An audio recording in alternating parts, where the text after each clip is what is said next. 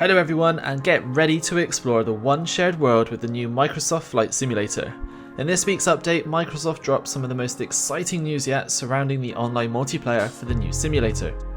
In their Discovery Series video all about multiplayer, Microsoft explained how this new world will be all about ways in which the community can engage with one another, friends, and even real-world traffic. I want to break down some of those key points from this week's video and how this will be very different from the current experience we have today.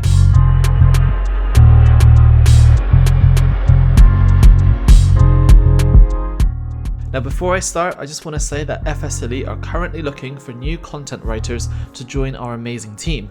If you want to produce videos just like this, write about your experiences, or be involved in social media posting, then check the link down in the description below to apply today. One shared world. This is one of the key elements of this new flying experience. Using the power of Azure, Microsoft will enable people from across the world to fly anywhere in the world with anyone that they like, whether that be friends, strangers, or as part of group events. To make things easier, Microsoft have broken it down into various different modes. The first mode mentioned was all about this live environment. This is essentially a massive multiplayer online experience where the whole world is connected in real time. Real world weather, time, and other variables will be used for this strict environment. This is perfect for those who are looking to have a much more realistic experience possible, and it also enables people to comply with accurate procedures, fly with the same weather, and also at the same time of day. This system will sync up with others in real time, and you can fly either with friends in this environment or simply by loading it up and then flying anywhere in the world with anyone who is using the sim at the same time. The easiest thing is you don't have to manage anything. Microsoft said that you can literally just join a game. No need to set up servers, no need to join any particular scenario. You just load it up and fly. For those of you who still aren't feeling that confident to fly with others, in particular this real world environment, then you can use a mode called All Players, where you can set different types of weather, different times of day, and you can just have a bit of fun. This is much more relaxing and slower paced than necessarily this live environment, but you can still fly with groups of people depending on different rule sets. Now these rule sets can be accessed by individual groups. So for example, if you were a creator, you could set up a scenario and then invite your friends and buddies to come and join and fly with you. You simply set up the set of rules that you want to use, send them an invitation, and before you know it, you're flying online with your friends in specific conditions. Now what's really cool is that you can set each type of online experience by completely changing the configuration in the multiplayer menu.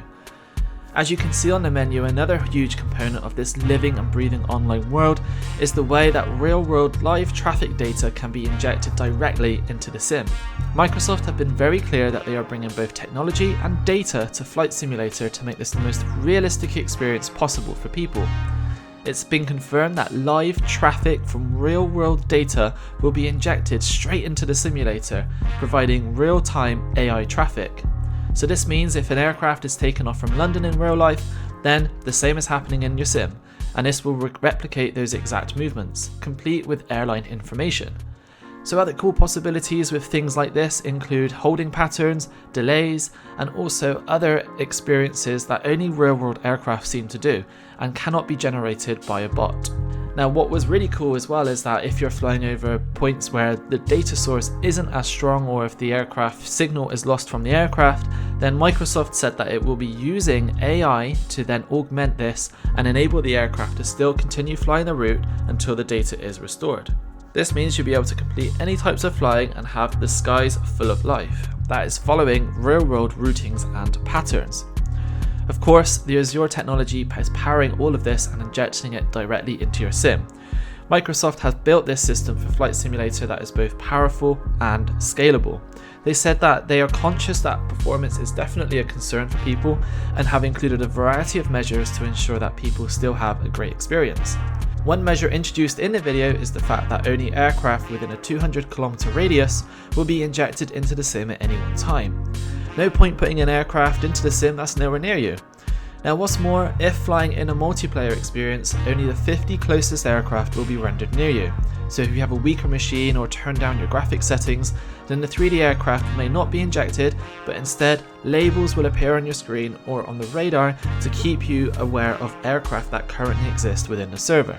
One of the most incredible things shown off in the video is just how smooth these aircraft looked whilst flying in the multiplayer experience. Microsoft said the team have worked really hard on finding ways to ensure that aircraft fly smoothly and that there is no disappearing or bouncing effect around these particular aircraft. This means you can finally pull off those stunning formations either as part of a group of friends or in the massive multiplayer online world. Now the real question is, how does all of this remain sustainable for Microsoft? The team have said it will be sold as a one-off purchase along with being part of the Xbox Game Pass. Perhaps the online multiplayer component will be a subscription service, whilst flying offline remains part of the base game. Now, what are your thoughts? Leave a comment below, I'd love to hear what you think. Now, one final thing I want to leave with you before I wrap up this video is that during their update yesterday, their development roadmap made it very clear that there is a save the date announcement for the end of April. Now, will this be a release date or could it be a release announcement? Or could it be something else completely? But either way, it seems to be of importance, so I think leave your comments down below and tell me what you think it means, and we'll see if you're right come the end of April. But that's everything for this week from the Microsoft Flight Simulator blog. Next week looks to be another week of information, so be sure to keep checking FSElite for more. Be sure to like us on Facebook, subscribe to us on Twitter, and also please subscribe to us on our YouTube channel for even more great content. Until next time, thanks for watching and see you soon.